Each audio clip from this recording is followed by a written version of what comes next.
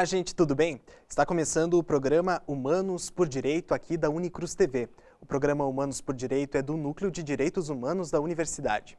A gente retorna agora e a gente inicia a nossa 4ª temporada. Sejam todos muito bem-vindos. A gente vai falar hoje sobre um tema muito importante, bullying.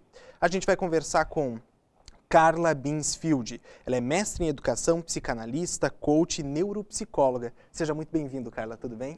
Tudo bem, João, é um privilégio estar aqui. Parabenizo a universidade pelo tema que é de muita relevância hoje em dia. Exatamente. Hoje o nosso tema é bullying, é um tema, inclusive, que está em pauta a nível nacional e internacional. Como é que a gente pode definir bullying desde o conceito da palavra mesmo?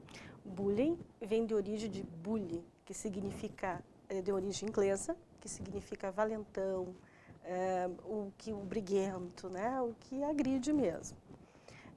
O bullying, ele tem, quem produz o bullying, ele tem um comportamento intencional de agressão, tanto no sentido de violência física quanto psicológica.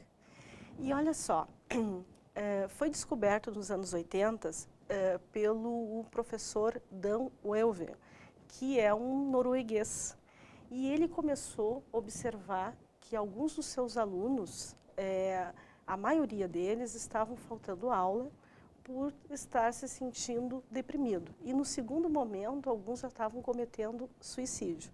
Então, ele começou a descobrir que isso era ameaça que ele sentiu, feito por colegas, com tanto ameaça física quanto ameaça de falar algum termo pejorativo. Como é que a gente pode começar a identificar e até a gente volta um pouco, bem dentro disso que a senhora estava falando, sobre desde quando começou a se identificar bullying diferente de agressão, de qualquer tipo de agressão. Como é que a gente pode identificar e desde quando está sendo identificada essa diferença de agressões mais graves do que é considerado bullying? Bom, uma coisa é eu fazer uma brincadeira, né? E o meu par, o meu colega, aceitar essa brincadeira. Eu não produzi nenhum sofrimento. Ok, é uma brincadeira. Né?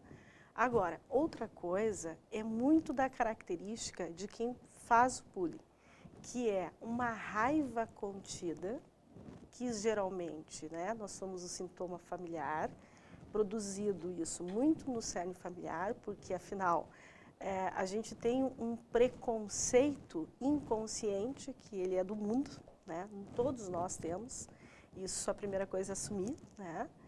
E geralmente as famílias transmitem isso em alguns aspectos. E o que acontece? Eu tenho um pai mais violento, eu vou repetir isso. Ou mais tirano, né? Mais rígido. O que acontece? Eu vou chegar, eu vou pegar essa raiva e dialogar. Eu vou falar, botar em palavra ou em ato, sem me preocupar com o outro.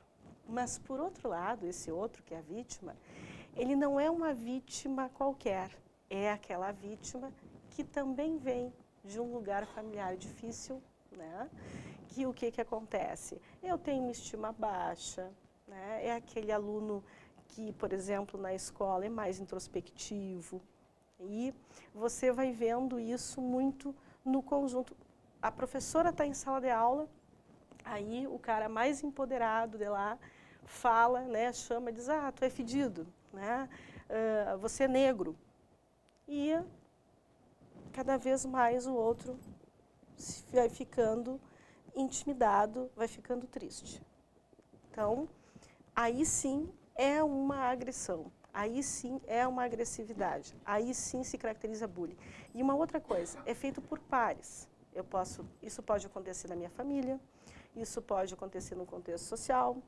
Por um colega num setor de igualdade, é diferente do gestor produzir bullying no colaborador. Aí é outra coisa, aí é dano moral.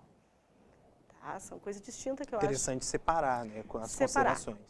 Esse que é o problema hoje em dia. Não se separa, ou a gente patologiza tudo, né, ou a gente se omite. Né? Aliás, falando em omissão, geralmente numa instituição, quando você tem esse opressor, né, com a vítima, que é o que produz o bullying, as pessoas fingem que não veem. Por quê? Por medo de também sofrer ato de retaliação, enfim, e por também se identificar ou com um ou com o outro. Isso é muito importante a gente estar atento, né? Que contexto é esse, que setor é esse, até para poder depois trabalhar. Até para poder participar de uma maneira construtiva dessa relação, que pode, infelizmente, terminar em morte, né? Em suicídio. Em suicídio. Né? Aqui cabe ressaltar, e a gente está falando desse patamar de identificação, né? Como é que a gente pode identificar o nível de agressividade e também como é que a gente pode ver quem é a vítima da situação? É quem está agredindo ou é quem é agredido? Bom, aí é como eu vejo o contexto, né? Por exemplo... A história também, né? Bom, todos são vítimas, né? Nesse sentido de que se eu estou produzindo uma raiva, estou produzindo um ato de violência, porque eu estou sofrendo alguma coisa em casa, porque eu não sou bem assistido pela família. Por outro lado, se eu estou também me vitimizando, me permitindo isso, eu não estou tendo orientação para lidar com a diversidade do mundo, para realmente saber me defender e como me defender. Então, está faltando aí muito família, né? Então, vítimas no contexto da criança e do adolescente são todos, nesse contexto global. Agora, em relação a quem comete o ato tu tem que responder por ele, até para poder dar limite na loucura, né? E assim, essa pessoa que ele comete o bullying, se ele não ser tratado, ele vai continuar fazendo a vida toda e piorando, indo até para uma psicopatia. Então, precisa ser tratado e os pais precisam realmente dar limite nisso. Da mesma forma, a pessoa que é vítima, ela pode desenvolver uma depressão e sofrer, fazer automutilação, ter vários transtornos de personalidade também, né? E até vir a cometer suicídio lá, já está com 20, 30 anos, tu vai ver muito isso na clínica e tu vai escutar, doutor, mas isso que eu tenho, na verdade hoje eu sou casada, eu tenho uma profissão, mas eu carrego lá na escola, eu me sinto feia, eu sou mais gorda, eu sou diferente, e então eu penso o tempo todo em me matar, né? Então, às vezes, tu leva ao longo da vida e vai se ressignificando dali no segundo tempo de ciclo de vida, no terceiro tempo do ciclo de vida. Né? E essa era a minha pergunta. Quais são os males, né, que o bullying vai trazendo ao longo do tempo, tanto para quem profere e para quem recebe as agressões? Né? Então, assim, primeira coisa, vamos falar da vítima. Né? Uhum. A vítima, tu vai observar o teu filho em casa de que forma? Mãe, eu estou com dor de estômago. Cada vez que vai sair para a aula, estou com dor de estômago. Eu não estou gostando da aula. Começa a ficar retraída. Espécie de sintomas. Isso, são sintomas clínicos. Uma outra coisa que daí os pais geralmente olham, e aí leva para o nosso consultório, é que começam os problemas de aprendizagem. Eles não conseguem mais acompanhar, porque tu imagina, a criança ela levanta na sala de aula para pegar uma borracha, o outro já vai cutucar. Então ela começa a ficar mais intimidada e se o professor não consegue ter uma conduta em que dê limite nisso também, o que acontece? Ela não mais levanta, ela nem olha mais para o quadro, ela está... já aconteceu de um paciente que eu acompanhei de dizer assim que ele fica, dos pais contar que ele sai sudorético da sala de aula, de medo, né, do seu opressor. Né? Então, você imagina que se isso não ser tratado, vai para uma depressão e sim vai para um suicídio. Né? Já tem dados científicos sobre isso. E tanto para quem profere, quem é o agressor da situação, isso pode levar uma pessoa totalmente intolerante futuramente. Com certeza, enfim. né? Daqui um pouco lá dentro do transtorno de personalidade, uma pessoa narcisista que vai tendo prazer, né, de achatar o outro e vai para vários tipos, aí muito depende da história e muito depende de como que ele vai se empoderando nesse sentido. Né? E aí sim, ele vai ficando cada vez mais violento. Porque imagina, né? Ele tem um agressor em casa e ele consegue reproduzir isso, ele começa a ficar potente, o mundo está dizendo, é isso mesmo, você é o cara, você consegue. porque no fundo ele tem um sofrimento, ele Isso tem é uma um espécie de avesso. defesa que a gente pode considerar que Alguns casos, sim. a maioria dos casos são crianças, né? A gente pode considerar como se fosse defesa da criança por algum problema em casa, alguma coisa assim? Depende do caso. Por isso que eu digo que cada caso é um caso.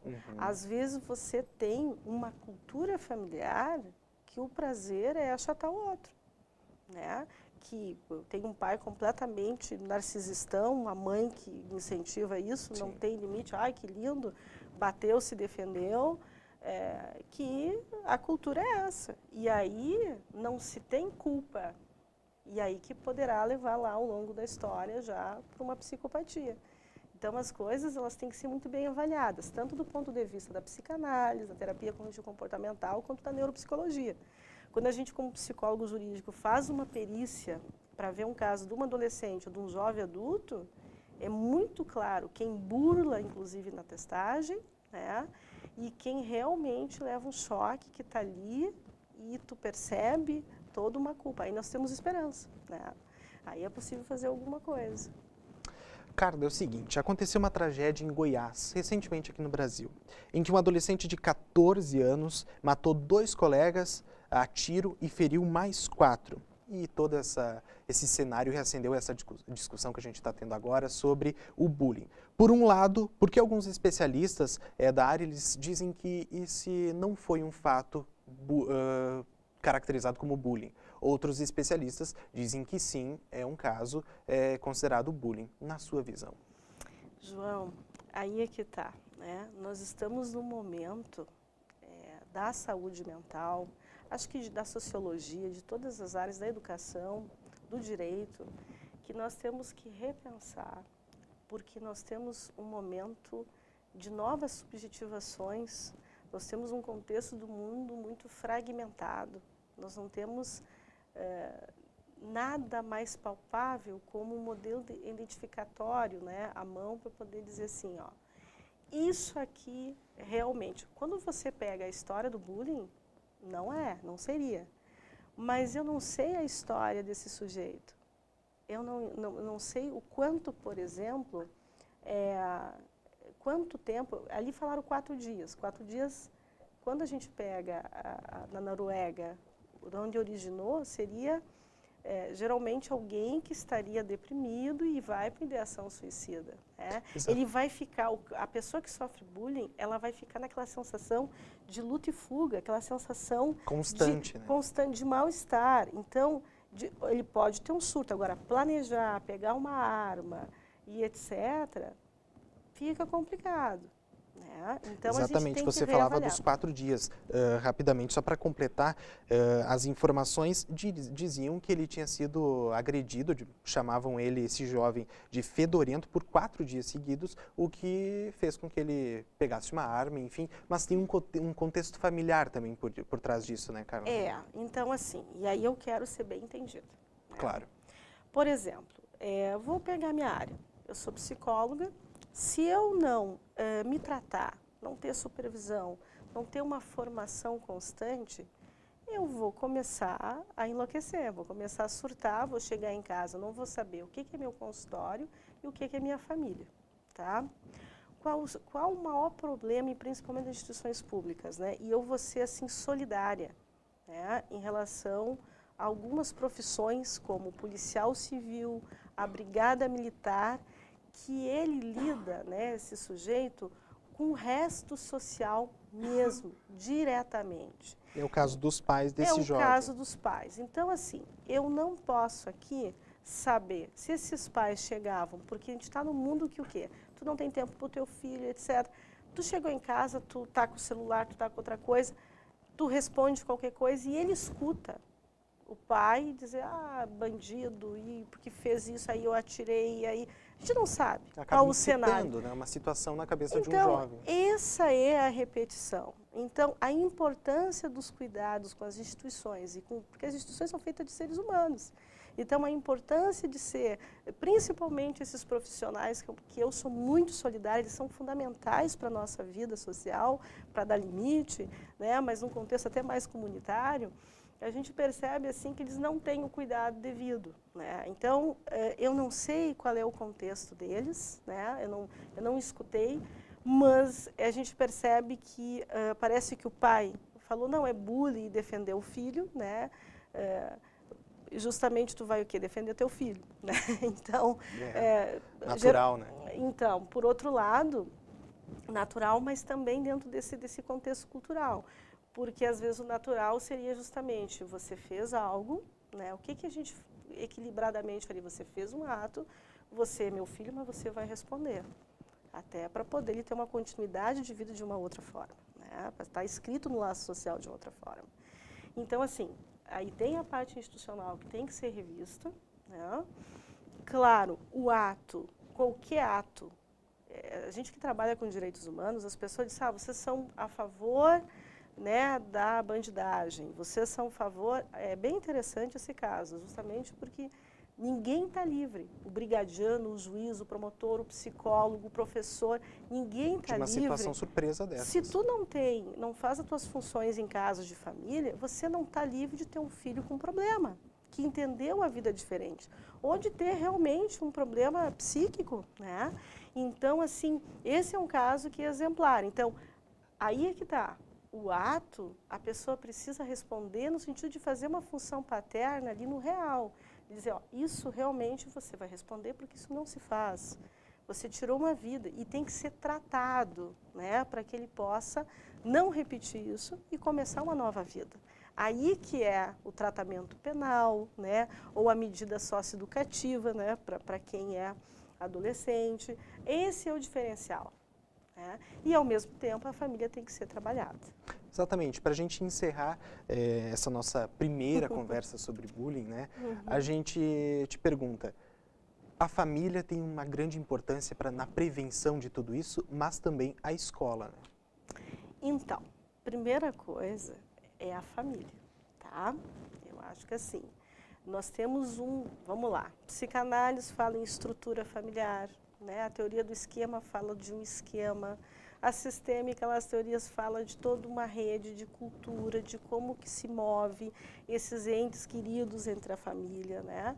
E você vem desse contexto numa espécie de repetição. Então, a família, ela precisa ser tratada. A família, não importa o formato da família, né? Porque são os lugares funcionais, função de pai, função de mãe, função de irmão, função de tio, que vai fazer também uma representação aí do pai, de uma forma exemplar. Então, a primeira coisa, a origem de tudo é a família. Que é outro ponto, essa família vai para a escola não é pai e mãe, mas o professor faz a função de pai. Então, se o professor está em sala de aula, e o que acontece? Que eu gosto do nome de uma educação restaurativa que vem da justiça restaurativa, que é justamente você fazer exatamente isso aqui. O Joãozinho, vou pegar teu nome, né, está sofrendo um bullying do Pedrinho. Tu é gordo. Aí a professora para a aula e diz o seguinte, como que você se sente, cada um de vocês, se for chamado por aquilo que vocês não gostam? Por exemplo, Mariazinha, alguma coisa que você não gosta, se eu te chamasse de magrinha, de Olivia Palito, você vai gostar? E aí você vai fazendo uma restauração para que o outro se coloque naquele lugar de quem está sofrendo dano. Né? Então, isso é uma forma do professor se postar para fazer a função, não também de oprimir, de gritar, não é isso, mas de fazer com conscientizar, né? Isso, fazer com que ele trague para a parte interna dele e pense, né? Porque aí vai surgir outras possibilidades, né? Que é de uma educação restaurativa e realmente de um mundo que faça uma educação para a paz, né? Não para essa barbárie que é um horror. É verdade, que a gente não precise mais usar temas tristes como esse para a gente conversar sobre bullying, né? Que a gente possa, outras oportunidades, conversar, mas trazendo temas felizes sobre bullying também. Com certeza. Trazendo, por exemplo, considerações de que os nossos números de bullying estão totalmente revertidos, né?